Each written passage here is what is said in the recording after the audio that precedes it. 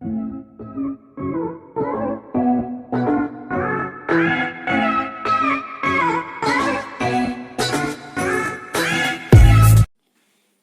Friends, my name is Shruti and welcome back to my channel. तो आज हम discuss करेंगे स्पेंसर एज अ पोएट और as a child of Renaissance and Reformation. तो दोनों एक ही बात है, या एज अ पोएट हो या फिर as a child of Renaissance and Reformation, दोनों में ही बेसिकली हमें उनकी राइटिंग स्टाइल के बारे में, उनके इन्फ्लुएंसेस, उनके सब्जेक्ट मैटर के बारे में लिखना है। क्योंकि एज अ पोएट हम लिखेंगे तो यही लिखेंगे कि वो कैसा लिखते थे, क्या उनके सब्जेक्ट मैटर थे, किससे वो इन्फ्लुएंस होते थे। और as a child of Renaissance and Reformation same ऐसे होगा, क्योंकि जब हम उनकी राइटिंग स्टाइल के बारे में लिखेंगे तो क्योंकि वो अपने एज के रिप्रेजेंटेटिव पोएट थे, जैसा हम पहले डिस्कस कर चुके हैं। जिस वीडियो में हमने एडमंड स्पेंसर को स्टडी किया था, तो अगर आपने वो वीडियोस नहीं देखा है तो उसका लिंक डिस्क्रिप्शन बॉक्स में है। एंड रेनेसा एंड रिफॉर्मेशन के भी सेपरेट वीडियो ऑलरेडी अपलोडेड है, तो उसका भी लिंक मैं डिस्क्रिप्शन बॉक्स में दे दूँगी। तो जैसा कि हम ऑलरेडी जानते हैं कि स्पेंसर एलिजाबेथन एज के रिप्रेजेंटेटिव पोएट हैं। तो रिप्रेजेंटेटिव का मतलब ही है कि उन्होंने अपने एरा, अपने सराउंडिंग, अपने एनवायरनमेंट के बारे में लिखा है। तो एनवायरनमेंट क्या था? एनवायरनमेंट तो रेनेसा एंड रिफॉर्मेशन का ही था उस टाइम। तो इन दोनों से बहुत ज़्यादा इन्फ्लुएंस हुए हैं वो, और ये दोनों चीज़ें उनकी वर्क में बहुत क्लियरली हमको देखने के लिए मिलती है। तो दोनों में ही हमें इनका राइटिंग स्टाइल ही लिखना है, तो वो हम डिस्कस करेंगे। तो इस वीडियो में हम डिस्कस करेंगे introduction. Not introduction of Spencer का नहीं, उनके लिटरेरी वर्क का, या अगर किसी ने उनके बारे में कुछ कहा है, उनके एज के किसी राइटर ने उन्हें किसी तरीके से डिस्क्राइब किया है, तो वो हम डिस्कस करेंगे। Characteristics of Renaissance. अब रेनेसा मूवमेंट की कैरेक्टरिस्टिक्स हम नहीं डिस्कस करने वाले हैं, हम डिस्कस करेंगे वो कैरेक्टरिस्टिक्स रेनेसा की जो स्पेंसर के वर्क में हमें देखने के लिए मिलती है। फिर ह्यूमनिज्म डिस्कस करेंगे। रेनेसा अगर आपको पता है तो ह्यूमनिज्म पता ही होगा, ह्यूमनिज्म का बहुत इंपॉर्टेंट रोल रहा है रेनेसा में। फिर imagination played a very very important role for the literature of Renaissance. फिर हम पढ़ेंगे क्रिश्चियन मोर्टेलिटी। ये क्रिश्चियन मोर्टेलिटी रिलेटेड है अपने रिफॉर्मेशन से, क्योंकि रिफॉर्मेशन एक जो है रिलीजियस मूवमेंट था, तो ये क्रिश्चियन मोर्टेलिटी उससे रिलेटेड है। फिर प्रोटेस्टेंटिज्म भी रिफॉर्मेशन से ही रिलेटेड है, ये हम आगे अभी डिस्कस करेंगे वीडियो में। एंड लास्ट कुछ होंगे क्वेश्चंस फॉर प्रैक्टिस, ये देखने के लिए कि आपने कितने अच्छे से चीज़ें पढ़ी हैं, कितना मेरा पढ़ा है आपको समझ में आ रहा है। ठीक है, तो फिर आगे बढ़ते हैं। चलिए, तो ये कुछ काम हैं जो आपको करने हैं। आई होप अभी तक आपने कर दिया होगा, नहीं किया होगा तो अब आप करेंगे। कमेंट सेक्शन आप लोगों के लिए ऑन है। कमेंट सेक्शन में आप मुझे वो सारी चीज़ें बताएंगे जो कुछ इम्प्रूवमेंट मेरे वीडियोस में चाहते हैं, या कुछ कमी है, या कुछ अलग से ऐड ऑन करवाना चाहते हैं, या फिर कोई टॉपिक पे वीडियो चाहिए, कुछ भी, तो वो नीचे कमेंट सेक्शन में आप मुझे बताएंगे। सब्सक्राइब, अगर आपको ऐसे इन्फॉर्मेटिव वीडियो आगे भी चाहिए लिटरेचर के, तो आप मेरे को सब्सक्राइब करेंगे। और शेयर, आपको लगता है कि ये वीडियो आपकी फैमिली में, फ्रेंड्स में, या किसी को भी आपके कॉन्टैक्ट में इन्फॉर्मेटिव हो सकती है, तो आप उन्हें शेयर करेंगे। चलिए स्टार्ट करते हैं। Hudson remarks to his poetry that. अब हडसन कुछ कहते हैं इनके बारे में। हडसन, अगर आप लिटरेचर के स्टूडेंट हैं तो हडसन से तो आप भली भांति परिचित होंगे, क्योंकि हडसन का एक बहुत इम्पॉर्टेंट बुक है the history of English literature bye Hudson. तो ये बहुत बहुत बहुत अच्छी एक कॉम्पैक्ट स्टाइल की बुक है अगर आप हिस्ट्री पढ़ रहे हैं और अगर आप स्टार्ट कर रहे हैं, तो ये आई गेस बेस्ट बुक होगी, क्योंकि छोटी सी बुक है, उसमें आपको कंप्लीट हिस्ट्री के जो मेन इंपॉर्टेंट टॉपिक्स हैं, लाइक पॉलिटिकल सर्कमस्टांसेस क्या थे, सोशल कंडीशंस क्या थी किसी भी एरा की, कौन से राइटर से, कौन उनका मेन वर्क था, ये सारा इस छोटी सी बुक पे सारी चीज़ें हैं। मतलब कोई भी इंपॉर्टेंट चीज़ आपकी छूटती नहीं है, तो ये बहुत इंपॉर्टेंट है हडसन। आइए देखते हैं क्या कहते हैं इनके बारे में। किसके बारे में? स्पेंसर के बारे में। स्पेंसर का बर्थ हुआ था कब हुआ था? 1552 में, और इनका डेथ हुआ था 99 में। तो हडसन के बारे में ये क्या कहते हैं? ये कहते हैं it is steeped in the humanism of the classical and Italian literature, and it everywhere testifies the sensuous idealism and Protestantism. तो कुल मिला के हडसन यहाँ पे बात कर रहे हैं इनके लिटरेरी स्टाइल का कि इनके राइटिंग में हमें क्या क्या देखने को मिलता है। तो इनके राइटिंग में हमें मिलेगा ह्यूमनिज्म, सिंपल वर्ड्स जी और जीने दो जो होता है that is humanism, classical and Italian क्या हो जाता है इटालियन लिटरेचर मिलेगा। तो क्लासिक्स क्योंकि हमें पता है कि जो Renaissance in the sense literary word Renaissance का क्या होता है, लिटरेरी जो मीनिंग है रेनेसा मीन्स रीबर्थ, और रीबर्थ किसका होगा जिसका ऑलरेडी एक बर्थ हो चुका है फिर उनका एग्जिस्टेंस हटा है। ठीक है, तो रेनेसा में क्या होता है जो पुराने जो हमारे सब्जेक्ट मैटर्स थे, जो क्लासिकल मैटर्स थे, टॉपिक्स थे बेसिकली, उन्हें दोबारा अपने नए स्टाइल से लिखा गया था। तो वो इनके वर्क्स में दिखेगा। इटालियन लिटरेचर, अब अगर आपने रेनेसा पढ़ा है तो ये आपको बहुत अच्छे से पता होगा कि रेनेसा एज अ मूवमेंट जो है वो स्टार्ट हुआ था इटली से। लेटर ऑन ये यहाँ पे आया था इंग्लैंड में, बट ये स्टार्ट हुआ था इटली में। तो इटली का बहुत बड़ा इन्फ्लुएंस रहा है रेनेसा के टाइम पे। एंड आइडलिज्म भी आप जानते हैं, एंड प्रोटेस्टेनिज्म में अभी आगे हम डिस्कस करेंगे। यहाँ पे डिस्कस करने का फिर 2 बार क्या मतलब, प्रोटेस्टेनिज्म आगे हम बहुत अच्छे से डिस्कस करने वाले हैं। The characteristics of Renaissance that's are found in Spencer are, अब ये कुछ फॉलोइंग कैरेक्टरिस्टिक्स हैं, ये वो कैरेक्टरिस्टिक्स हैं रेनेसा की जो स्पेंसर के वर्क में हमें देखने के लिए मिलेगी। Spirit of adventure and love for active life. Of spirit of adventure अगर आपने पढ़ा है रेनेसा तो स्पिरिट ऑफ एडवेंचर एक टाइप से मेन एम था that at the time of Renaissance, क्योंकि उस समय नई डिस्कवरी हो रही थी, वास्को डी गामा नया वो वर्ड डिस्कवर कर रहे थे, बहुत सारी चीज़ें थी। तो और ये अपने वॉयजेस वगैरह बहुत उस टाइम पे पॉपुलर थे, तो नई डिस्कवरीज हो रही थी। तो एडवेंचर के लिए everyone was excited because adventure उस टाइम पे एक बहुत कुल मिला के हम ये कह सकते हैं कि एक बहुत पैसे के फील्ड में भी बहुत ज़्यादा इफेक्टिव रहा है, क्योंकि एडवेंचर से जो नए नए वर्ड्स जो डिस्कवरी हुई थी, नई नई डिस्कवरीज हुई थी, उसे बहुत ज़्यादा फ़ायदा हुआ था। इटली को ही नहीं पूरे वर्ल्ड को हुआ था, बट स्पेशली इंग्लैंड हम पढ़ रहे हैं तो इंग्लैंड में तो हुआ ही हुआ था। ठीक है, fineness, sensuousness and love for beauty, ये मेन थीम रहा है। Love for beauty and sensuousness ये मेन थीम रही है पूरे रेनेसा में। And influence of classical learning, जैसे मैंने पहले ही कहा कि रेनेसा मीन्स रीबर्थ, तो रीबर्थ हुआ था इसमें क्लासिकल जो राइटिंग्स थे, जो सब्जेक्ट मैटर थे उनका। ठीक है, Spencer was a true child of Renaissance and was thoroughly influenced with the classical spirit of classical writing. Spencer जो थे वो ट्रू चाइल्ड थे रेनेसा के, और टोटली वो क्लासिकल राइटर्स थे, जो क्लासिकल राइटिंग्स हुआ करती थी उनसे वो टोटली इंस्पायर्ड थे, थॉरली इंस्पायर्ड थे। He was influence mainly by Plato हम बहुत अच्छे से जानते हैं, प्लेटो ग्रीक थे ना। फिर एरिस्टोटल हैं, वर्जिल हैं।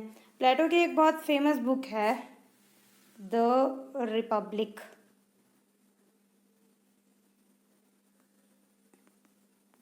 तो इसके लिए बहुत ज़्यादा जाने जाते हैं। हालांकि प्लेटो कई सारी चीज़ों के फादर भी हैं एज एरिस्टोटल ऑल्सो, तो ये मेनली इन्फ्लुएंस थे प्लेटो से, एरिस्टोटल से। और ये मैं इतना सब कुछ ये जो मैं लिख देती हूँ तो पीछे नोट्स दिखाई दे देते, तो नोट्स की टेंशन लेने की बात नहीं है, आप यहाँ सब पढ़िए। सारे नोट्स जितने भी PDF है सब कुछ टेलीग्राम चैनल पे अवेलेबल है, जो कि उसका भी हैंडल का नाम लिटरेचर हॉलिक्स ही है। और सारे नोट्स अगर आप टेलीग्राम नहीं यूज़ करते हैं तो सारे notes Instagram channel that is also literatureholics उस पर भी अवेलेबल है। तो आप आई होप दोनों में से कोई एक तो आप यूज़ कर ही रहे होंगे, तो नोट्स दोनों में अवेलेबल हैं। अगर आपको नोट्स चाहिए तो आप लिंक डिस्क्रिप्शन बॉक्स में होगी, आप या तो टेलीग्राम से नोट्स ले सकते हैं या तो आप इंस्टाग्राम से नोट्स ले सकते हैं। इंस्टाग्राम पे रील्स भी हैं, क्वेश्चन फॉर प्रैक्टिस भी आते रहते हैं, तो इंस्टाग्राम में ज़्यादा एक्टिव हूँ मैं इस चैनल से। बाकी आपकी मर्ज़ी है, आप चाहे तो टेलीग्राम से भी ले सकते हैं नोट्स, और चाहे तो इंस्टाग्राम से भी ले सकते हैं। ठीक है, ओके, तो ये हैं अपने प्लेटो, ये हैं अपने एरिस्टोटल। इनका पेंटिंग इसलिए क्योंकि एट द टाइम वो फ़ोटो वाला सिस्टम था नहीं, सेल्फी तो बिल्कुल भी नहीं थी, तो इसलिए इनकी पेंटिंग्स है। ये कुछ इमेजिनेशन है कि ऐसे दिखते होंगे, बाकी ज़रूरी नहीं है कि ऐसे दिखते ही हों। तो ही इज़ प्लेटो, ये एरिस्टोटल, ये रहे अपने वर्जिल। ये लड़की जैसे नहीं दिखते, फूल वूल लगाए बकायदे बाल में तैयार, but it's okay. Spencer borrows what Spencer borrows from ancient suffer a sea change in his hands।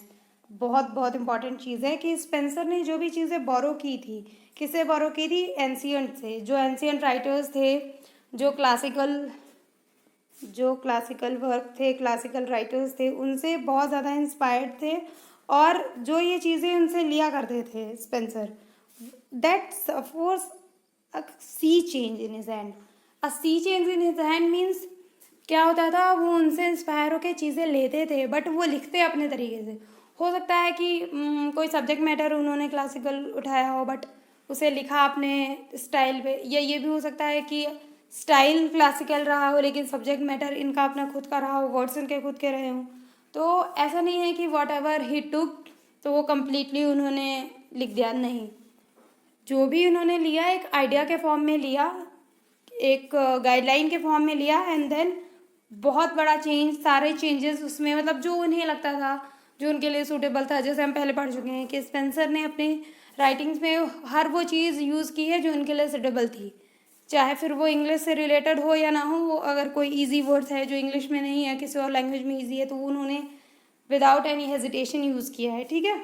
तो स्पेंसर ने हर वो चीज़ यूज़ की है जो उनकी राइटिंग के लिए बेस्ट सूटेड थी। Classical mythology was admired and was put into है, ये क्या लिखा है, ये है put into literary use in Renaissance. Classical mythology जो थी उसको बहुत ज़्यादा सब उससे एडमायर करते थे उसे, और उसे रेनेसां में बहुत ज़्यादा यूज़ किया गया है। Spencer is thoroughly convergent in classical mythology. For example fairy queen में वो एकदम क्लियरली शो होता है that Spencer was thoroughly convergent, बिल्कुल ही कन्वर्जेंट थे, ठीक है। अब ह्यूमनिज्म हम पढ़ते हैं। ह्यूमनिज्म बार बार एक ही चीज़ में डिस्क्राइब नहीं करूँगी कि व्हाट ह्यूमनिज्म एक्चुअली इज़। तो ह्यूमनिज्म बहुत अच्छे से डिस्क्राइब किया हुआ है उस वीडियो में जिसमें हमने रेनेसां के बारे में पढ़ा था, तो उसका लिंक मैं डिस्क्रिप्शन बॉक्स में दे दूँगी, क्योंकि रेनेसां और रिफॉर्मेशन बिना पढ़े ये टॉपिक समझ में आने वाला नहीं है।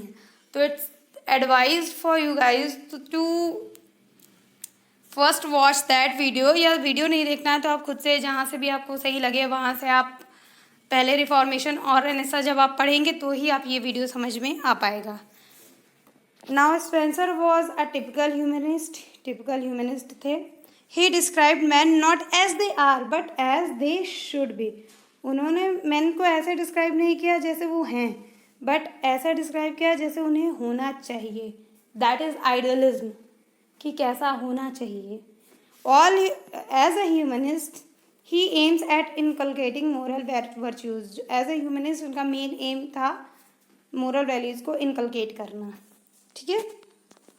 Now imagination played a very important role in the literature of Renaissance, and as a true representative of Renaissance he is endowed with expansive imagination which enables him to create a world full of dreams, fancies and illusion।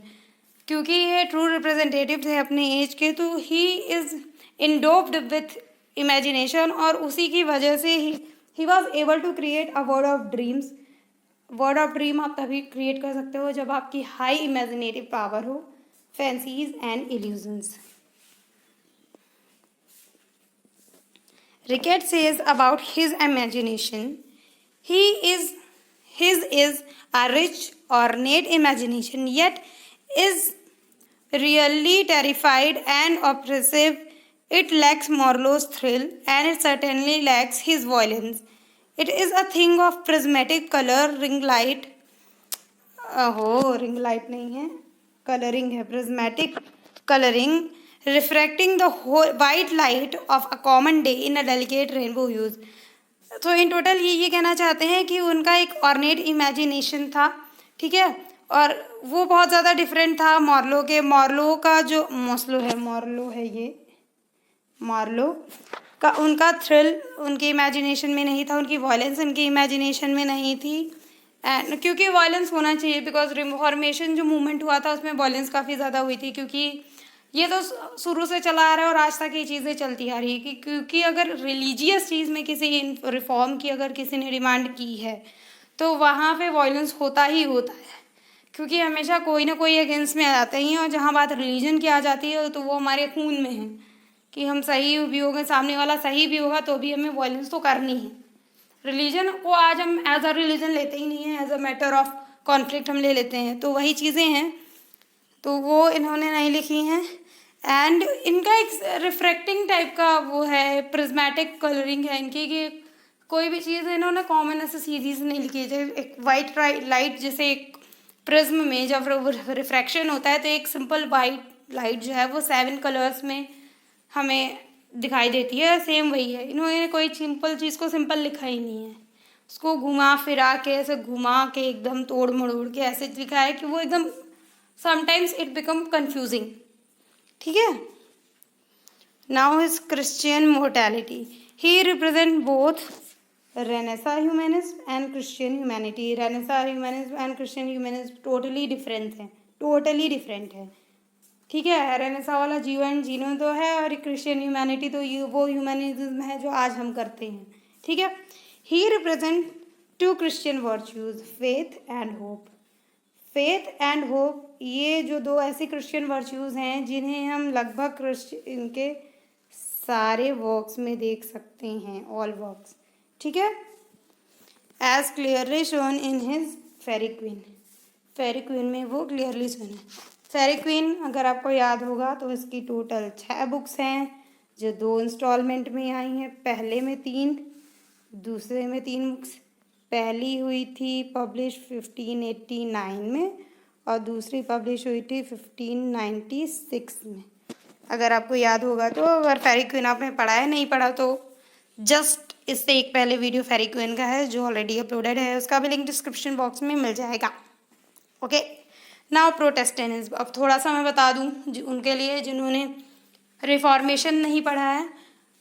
Reformation एक religious था, Christian religious movement था, sorry. वो Christian church में कुछ reforms चाहते थे, कुछ लोग, कुछ इविल प्रैक्टिसेस थी जिनका रिफॉर्म लोग चाहते थे, और जो चाहते थे रिफॉर्म वो प्रोटेस्टेंट कहलाते थे, और जो चर्चेस के सपोर्ट में थे वो कैथोलिक कहलाते थे। ठीक है। तो ये प्रोटेस्टेंट थे, मीन्स ये भी चाहते थे, स्पेंसर भी चाहते थे कि रिफॉर्म हो। ही वॉज डिवोटेड प्रोटेस्टेंट थे।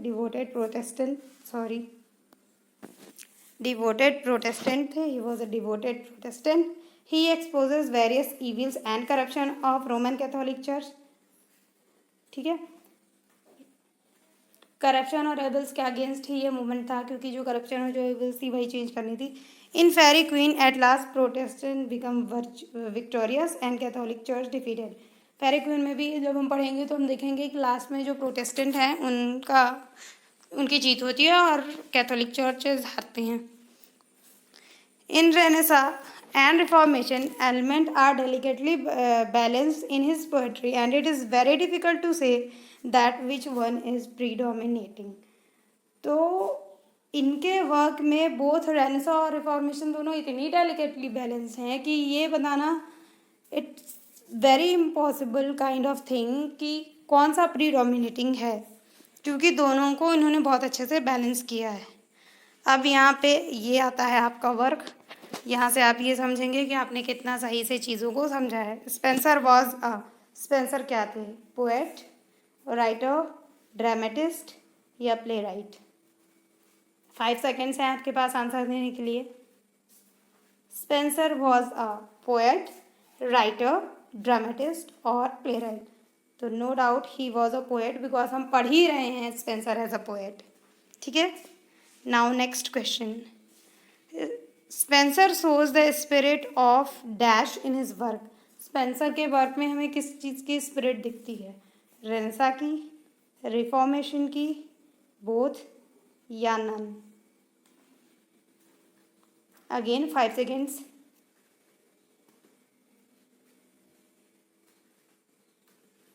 तो हम पढ़ ही रहे हैं as a child of Renaissance and Reformation, और अभी लास्ट स्लाइड में हमने डिस्कस किया है कि दोनों बहुत डेलिकेटली बैलेंस्ड हैं, तो हम यहाँ आंसर हमारा होगा बोथ। नन तो खैर किसी भी केस में आंसर होता ही नहीं 99.9%। ही वॉज नॉट इन्फ्लुएंस बाई, अच्छा ये क्वेश्चन ये नॉट बहुत नंबर कटवाते हैं, इस नॉट पे बहुत ध्यान देना पड़ेगा क्योंकि ये नॉट हैं जो फ्री के आंसर रहेगा, फ्री के नंबर लेके जाते हैं, क्योंकि हम जल्दी जल्दी में नॉट पढ़ते नहीं, हमें जल्दी जल्दी से ऐसा लगता है कि फर्स्ट आंसर हमने देखा ही वॉज इन्फ्लुएंस बाई प्लेटो, प्लेटो तो हमने पढ़ा है तो आगे हम आंसर ही नहीं देखते, जल्दी जल्दी में हम लगा देते, बट हमें यहाँ पे ये नॉट पे बहुत ध्यान देना है। तो he was not influence by Plato, Virgil, Aristotle, Virgil लिखा है, वर्जिल है, और कीट्स, बताइए जल्दी। सो ही वॉज, ये प्लेटो से तो थे ही, वर्जिल से भी थे और एरिस्टोटल से भी थे, तो हमारा आंसर सही है। गलत है कीट्स, इसलिए कीट्स ही सही है क्योंकि कीट गलत ही पूछा है क्वेश्चन में। वेरी गुड, ठीक है, तो कीट्स गलत हैं इसीलिए वो सही है क्योंकि क्वेश्चन में गलत ही पूछा हुआ है। Next, Spencer was a, Catholic थे, प्रोटेस्टेंट थे, बोथ थे या नन थे? बोथ तो हो नहीं सकते क्योंकि ये दोनों एक दूसरे के अपोजिट वर्ड्स हैं, सिनोनिम्स होता तो हम बोथ पे जाते हैं, तो यहाँ हमने बहुत अच्छे से पढ़ा है कि ही वॉज अ प्रोटेस्टेंट।